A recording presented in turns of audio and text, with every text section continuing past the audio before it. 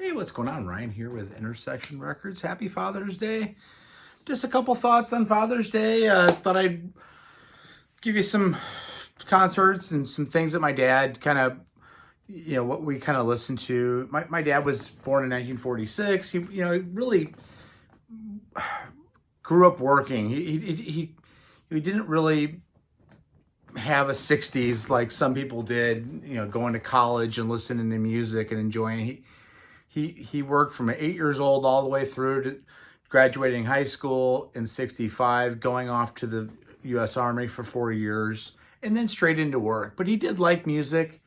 He loved Elvis Presley. He had the debut album at home, the one with the pink and the green on it, and the black and white photo of Elvis. That was a big, Bebop-A-Lula, these type of songs, learning the early Elvis catalog with Blue Suede Shoes and Heartbreak Hotel. The 1972 Aloha from Aloha from Hawaii record was big in our house, and I remember hearing American Trilogy and really kind of getting emotional. Even then, the Hush, Little Baby, Don't You Cry, your daddy's bound to die and all your sorrows will soon be over.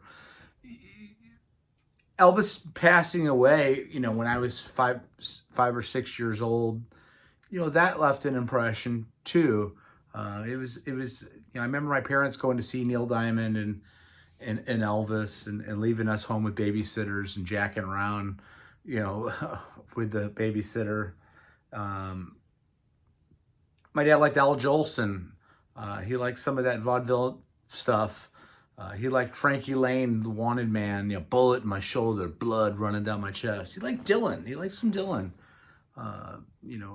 Mr. Jones and It Ain't Me, Babe, in that first greatest hits package. He did like some of the music that was coming up in the 70s that my older brother Dennis was listening to, like the REO Speedwagon, Roll with the Changes off of the You Can Tune a Piano But You Can't Tune a Fish album. He liked Foreigner, Hot Blooded, and Cold as Ice. They took us to our first concert. My brothers, my parents went. We saw St. Louis has a fair underneath the arch every 4th of July, and 500,000 people saw Chuck Berry play with Beach Boys. I remember that very vividly. I remember a girl taking her top off in front of me. As a 9-year-old boy, that was pretty cool. On that 100-degree day in July of 1982. We saw Roy Orbison in 84. We saw Sammy Davis Jr. live. We did end up seeing Foreigner underneath the arch. As we got older, I took him to see Eric Clapton. We went and saw Fleetwood Mac. Santana he liked.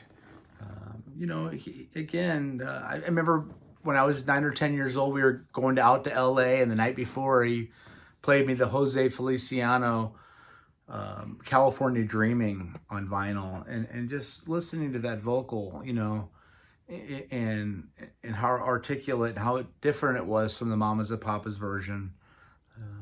Those things made an impression on me. Really, the Elvis and the Buddy Holly. Remember he had us watch the Buddy Holly story, as I've tried to make my kids watch the Buddy Holly story, because Buddy Holly's as important as anybody there's ever been. I remember, when CDs came out, he like Seal, the, You're Never Gonna Survive Unless You Get a Little Crazy. And he lost the Seal CD. And he accused me and my brothers of stealing. He's like, "Where's my Seal CD?" And we would kind of laugh at him, and that would make him think even more that we had his Seal CD. Well, guess what? We didn't have his Seal CD, but he would get so pissed off. "Where's my Seal?" And it kind of became a family joke for years. "Do I have your Seal CD, Dad?" No, I don't know where that thing is.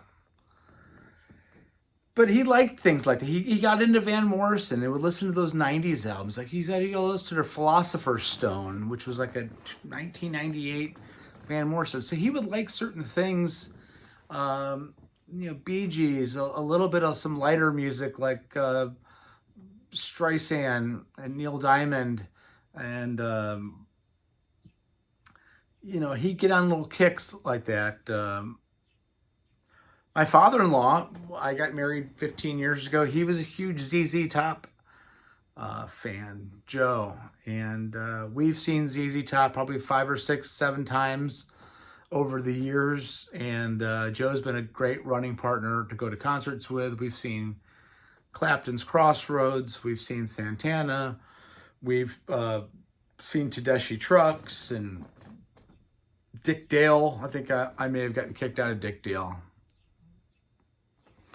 But that's all right.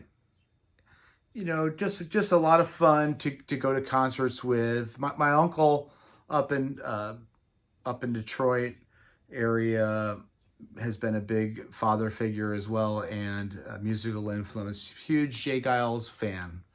And, you know, I when I was growing up, Jay Giles meant Angel is the Centerfold, but I didn't realize that 10 years prior to that, they had albums like Full House and Hard Driving Man and Whammer Jammer and First I Look at the Purse, right? First I Look at the Purse.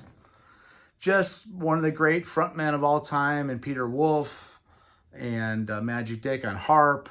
You know, just Ken also was a big kind of Allman Brothers fan, and you know, driving songs like Jessica, Back Where It All Began. Some of this music, you know, some of the more upbeat music of the Motown era. Some Jimmy Thackeray as well. You know, it's cool to have a relationship and a musical relationship with your family and your fathers, and to be able to share these things. And I'm taking my son, Joe and I, my father-in-law took my son to see Buddy Guy a few months ago, and I'm actually going to take my son to see Willie Nelson next weekend, and Willie's 90. And, you know, to be able to show somebody from this era, you know, who these legends are. And, you know, like I was turned on to Elvis or Buddy Holly and didn't get a chance to see them. Well, I'm going to make sure that my son gets to see Buddy Guy, and then he's going to get to see, you know, Willie Nelson. And Robert Plant's opening up with Alison Krauss, so there's a piece of the Led Zeppelin puzzle.